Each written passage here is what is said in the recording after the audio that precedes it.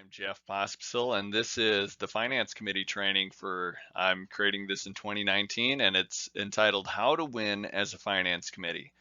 And subtitle is Ideas I Stole from Various Other Churches Through the Years. And so I've seen a lot of finance committees in action, and I've seen the good and the bad. And I just want to share with you the ones that are really nailing it. What are they doing? And I'm going to look through two main principles that guide those committees, and then there's also four more best practice areas that we'll look at that meet with the regular duties of every committee. So before we My name is Jeff Pospisil. I'm the conference treasurer. I've been that since 2008. Besides that, I also do a little bit of lay preaching. I preach mainly on money, and so this is from a time when I worked with Sioux Falls Asbury Church, and they did a wrestling with money one, and that was. But anyway, I like to have fun. I like to go out and visit churches, and I enjoy preaching. And here is my family, my wife, Betty, and our kids, Liam, Ella, and Gus. So uh, enough about me. One of the issues that I see most churches struggle with is they assume that the problem is with their finance committee not making progress is that they don't have the right strategy or they don't have the best practices. But I'm pretty much convinced, I think I am convinced that a church with the same strategies, same best practices, but the makeup of their team is different. If one team is made up correctly, they'll succeed, and the other one will just slog along and they'll have troubles. So that's one of the areas where I think we need to give attention to first, because if you don't set up your team right, it doesn't really matter what strategy you have. It doesn't matter what best practices you have. So uh, when making up your team, I use this. They know their dogs.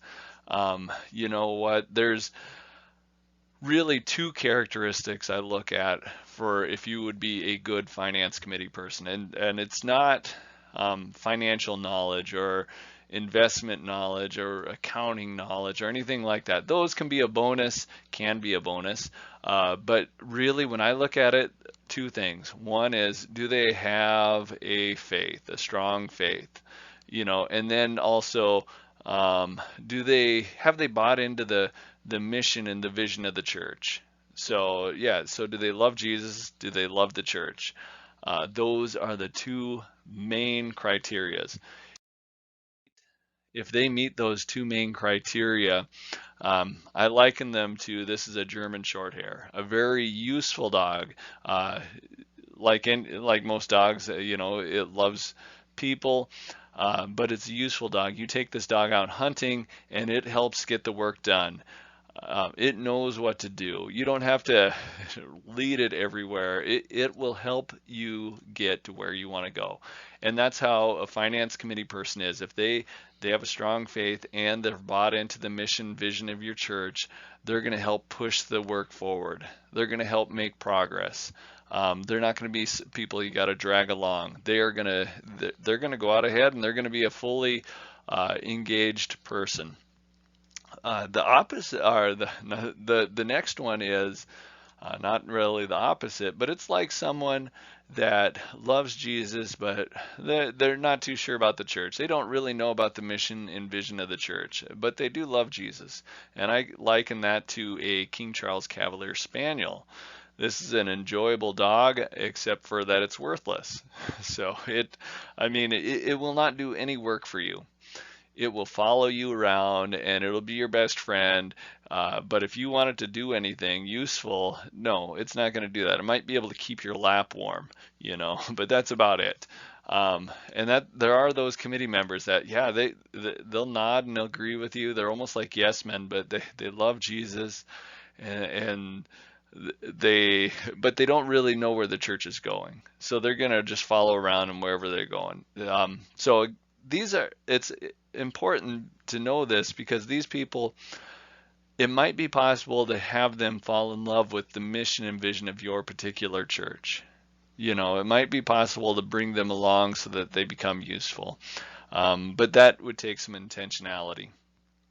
The third one is sometimes we put people on our finance committees, not because they love Jesus, not because they love the church, but because they are a CPA or a banker or an investment guru or something like that. And I liken these ones to a cat. I mean, honestly, if you tried to bring a cat out to do any work, guess what? It's not going to help anything. You try to bring it out hunting, no, it's going to do whatever it wants to do. It'll do the exact opposite often of what you want it to do. At least the cats I've owned.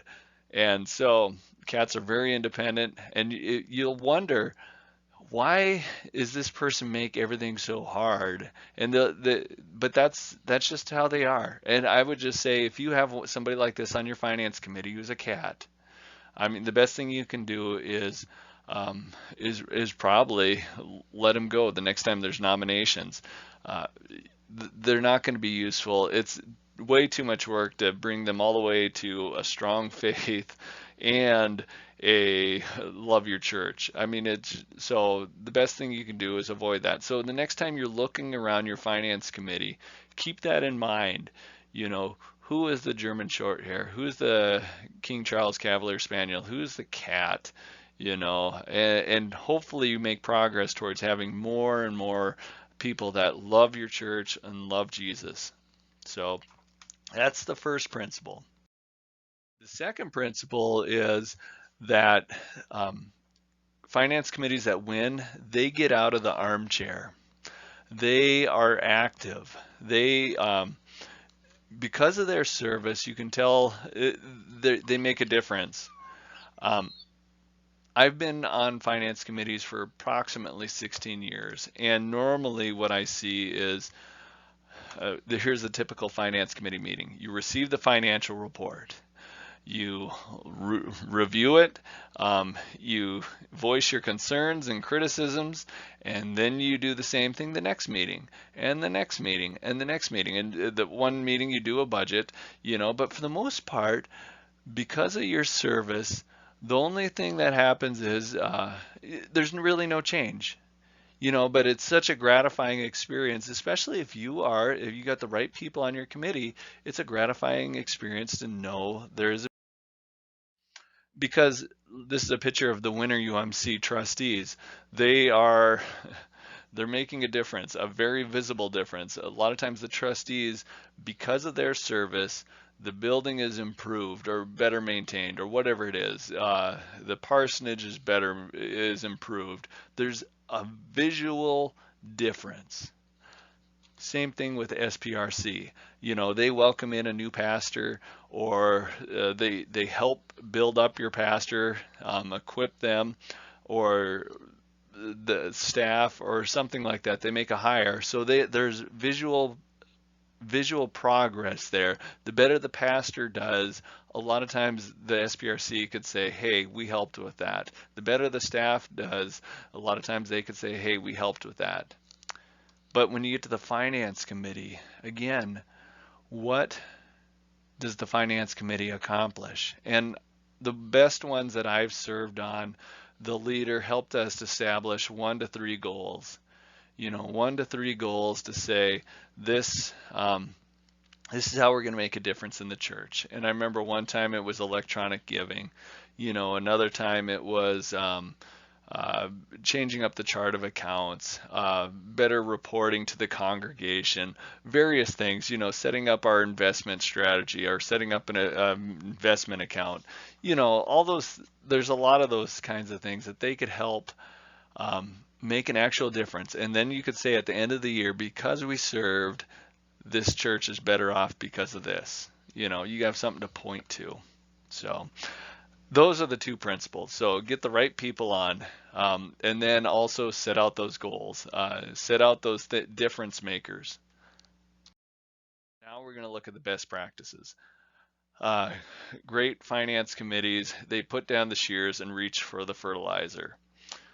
Um, a lot of finance committees, when they have a financial struggle, when money's tight, the only thing they normally reach for is, how do we cut the budget? What can we cut? You know, and a lot of times there's not too many churches that have a lot of extra I mean, not unless you make radical changes like move out of your building and get a cheaper building, And again, that'll cost you something too to do that. But I mean, a lot of times there's not a whole lot of fluff in these budgets. And a lot of times they cut very essential ministry. I don't know how many churches cut their youth pastors position or their children's ministry position because of this, but they cut and cut and cut. And they fail to pay attention to probably they can grow the income. I used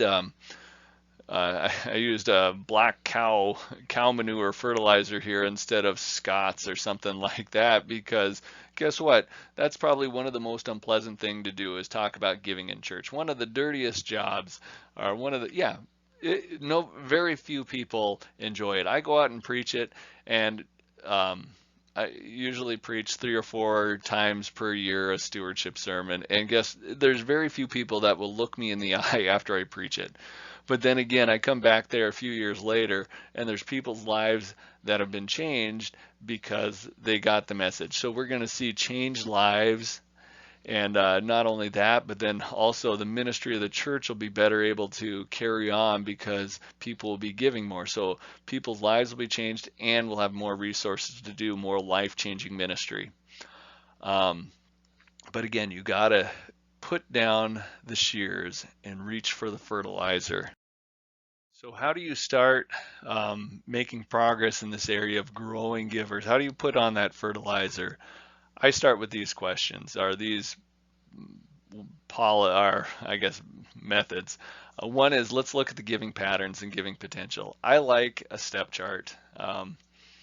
I'll put a link in there to both the step chart as well as the giving potential worksheets. But the step chart shows, these number of givers are giving 0, and these ones are giving $5 a week, and these are giving 20, and these are giving 100, and so forth. But I like it because it shows a little bit. Sometimes we say people are giving to the hilt, and then we see, oh, really, all these people that are giving 0 are giving to the hilt. A lot of them are probably spending more on anything, I guess, everything than they are on the church. And even if it was just $1 a week, that would be something, But that's really the people that we're talking about, is not the people that are already given to the max. We should be thanking those people, but those people that are taking a step up, And I think most people in America, being the richest country there is, should be or at least considering whether they are called to tithe.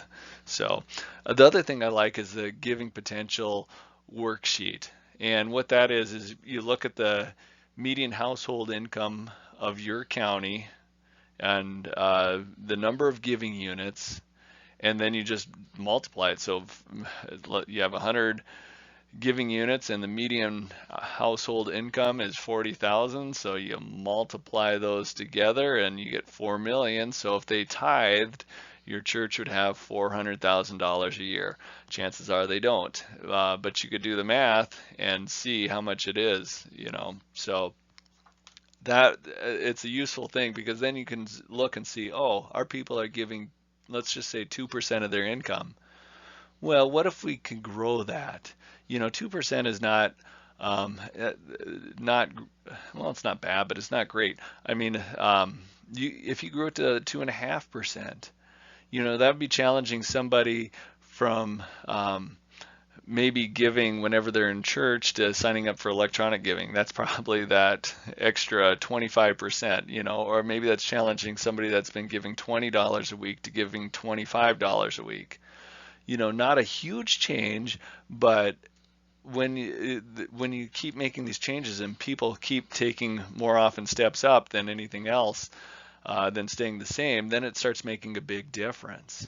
So looking at those patterns, are people really giving to the hilt? This might be the motivation to remind us that, there's a lot of people that really are not giving that well, and maybe we need to think about that. How do we engage them?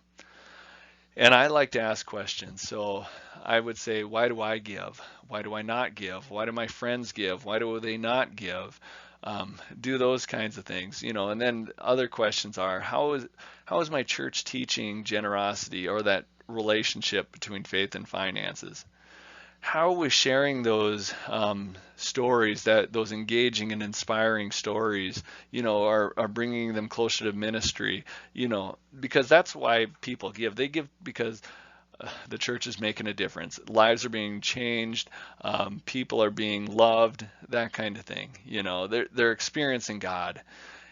So how are we bringing those stories to them? And then the other thing is, how are we asking them, and how are we thanking them? A lot of times we don't thank people, which is too bad. I mean, people give generously, and we give them a giving statement, but no personal thank you, nothing. So how do we thank people? And I think there's especially, those people that make significant increases in giving, or maybe their first gift, or maybe they signed up for electronic giving. And then those people that have just been so faithfully supporting, and a lot of times who they are. Can we write them a note, or can we just thank them somehow?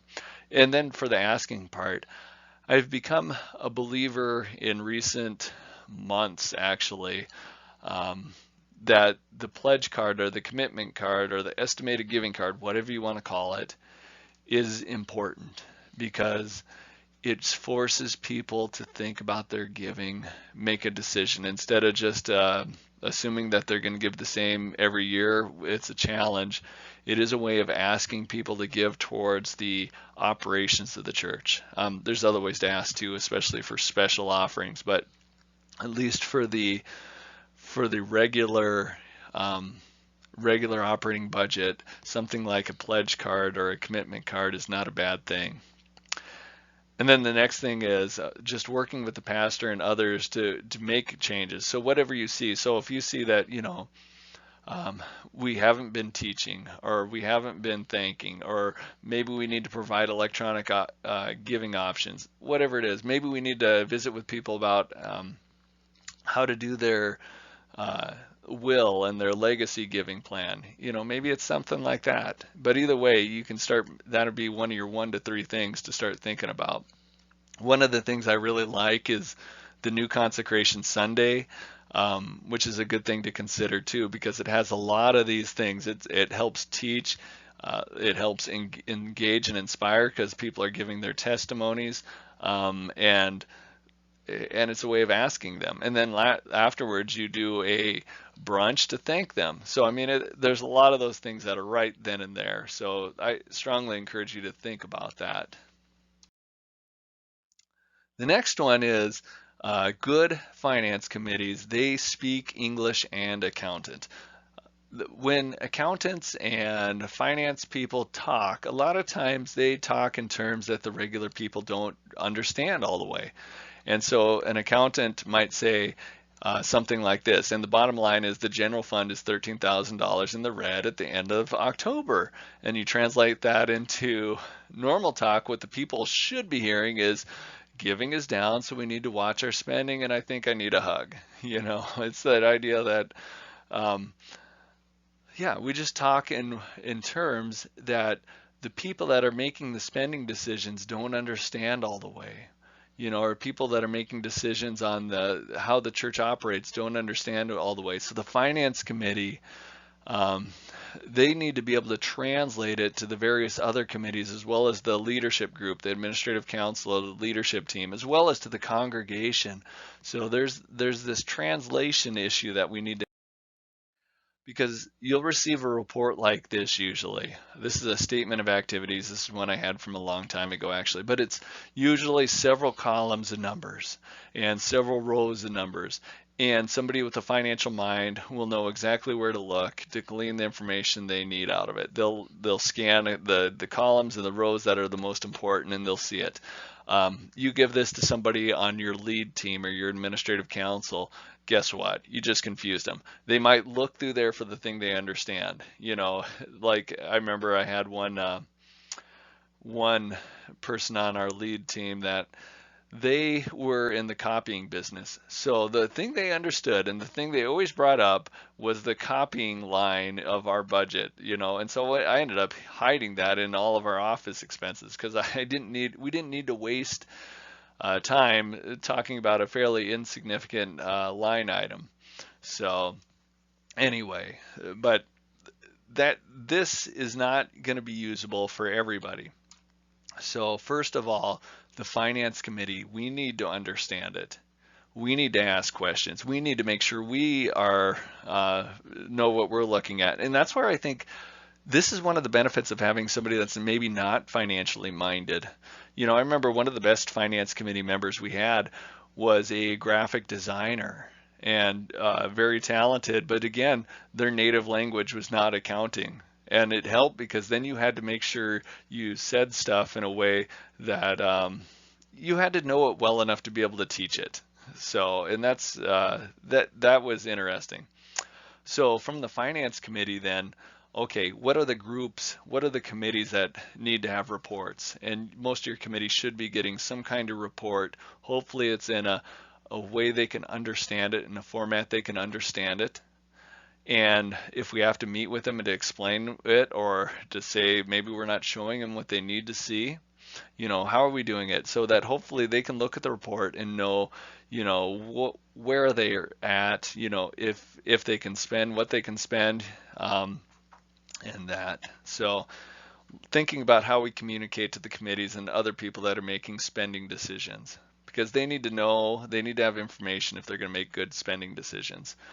Um, then the last one is the congregation, which is always kind of a tricky one because you're going to have people in your congregation that want to see everything. They're financially minded, and for that you could put the financial statements on the bulletin board as well as the, maybe the committee or administrative council meeting minutes, and that would be fine.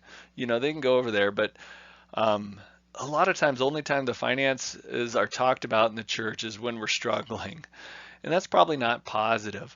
I heard from the Woonsocket Spirit of Faith Church that every month, they give a financial update on the finances of the church at the end of the service. Right at the end when you might do announcements, they get up and say, here's how, we're doing it, paying off our debt. Here's how the giving and expenses are done. And, we had some, whatever, giving is up, giving is down, we had these expenses, but it's really brief. It's that 2-minute real thing to kind of take the anxiety off at church, to let them know how are we doing.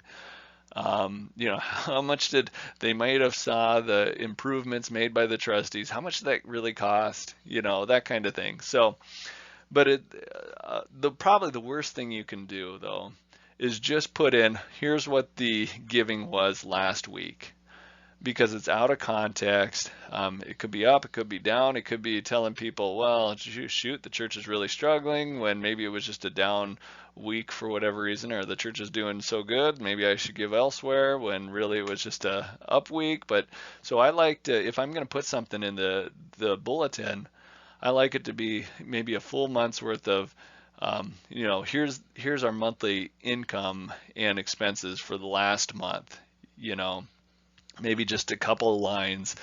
Here's how we're doing year to date, something like that. Here's how we're projected to go out to finish. Maybe 3 columns at the most, and just a handful of lines, maybe 2 lines usually. Here's our giving, here's our expenses.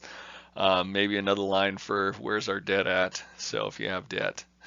Anyway, but you got to think through those. How do you translate those? That should be something that the finance committee works on translating, so that way you just don't come, so that way people are making decisions, because even people in the congregation, they're making decisions too. They're making decisions on, is this church doing well?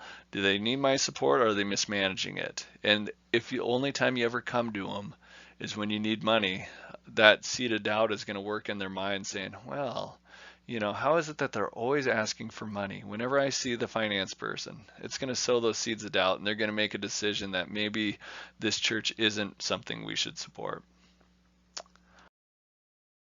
The next principle is they're not afraid to get dirty. And this is actually around the idea of auditing. I was debating what picture to do. This is somebody cleaning out a barn, and I was debating, well, should I use a colonoscopy picture or what should I use? And actually, what I wanted to use is the dirtiest job I remember was spraying out the horse trailer. That was one of the worst because you had to make sure you kept your mouth shut and all that because it was flying everywhere and you were covered. Anyway, but and the audit is kind of like that. It's intimidating, but it's so necessary. It's so necessary. Most churches are doing audits or some kind of review, and it's not. And I don't even think you need necessarily a CPA audit, but I do think you need somebody to look through there to give the congregation and the treasurer some peace of mind. For a treasurer, it feels good to know that your work has been reviewed, that people trust you. It's almost like the evaluation. This is almost like the pat on the back because you look through stuff and it's a good thing to do. And I like it when the finance committee takes part in the audit. When they look at the actual expenses, actual support, and that way they understand the business of the church a little better. Um, there's really three questions an audit is trying to answer, a church audit is trying to answer. And hopefully this takes away some of the fear. There's going to be some guides that I'm going to post in the comments, but the first question is, are the financial reports accurate? Are the financial reports accurate?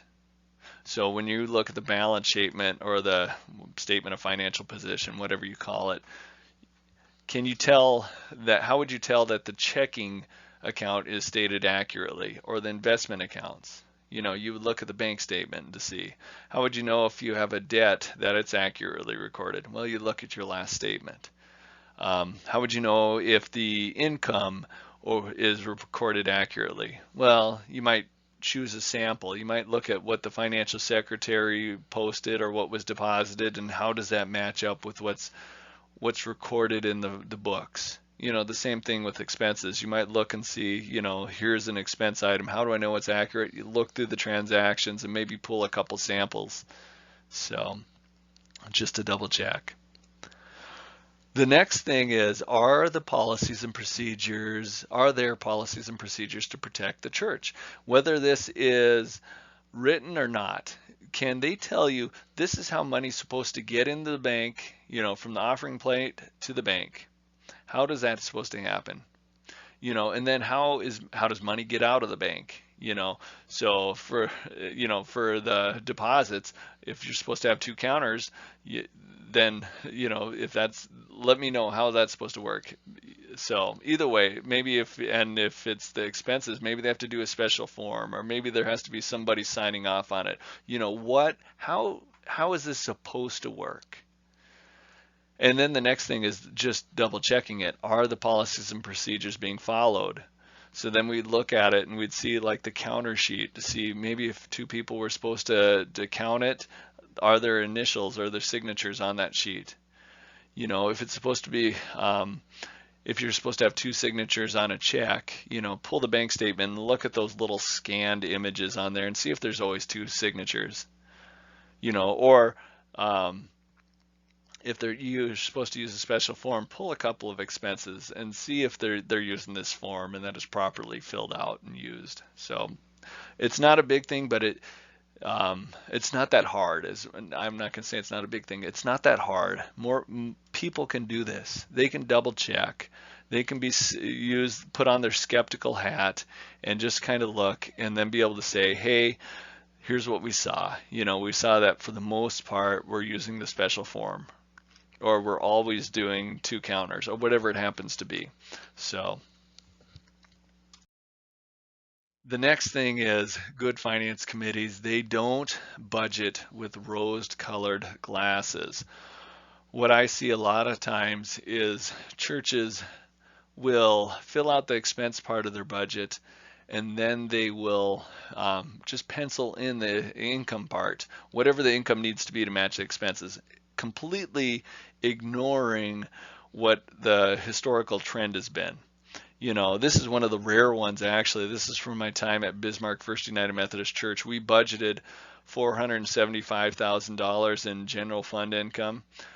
We ended up collecting $492,000. Most of the time, it's completely the opposite. I mean, a church might budget, let's just say $100,000, knowing that every year they only bring in $85,000.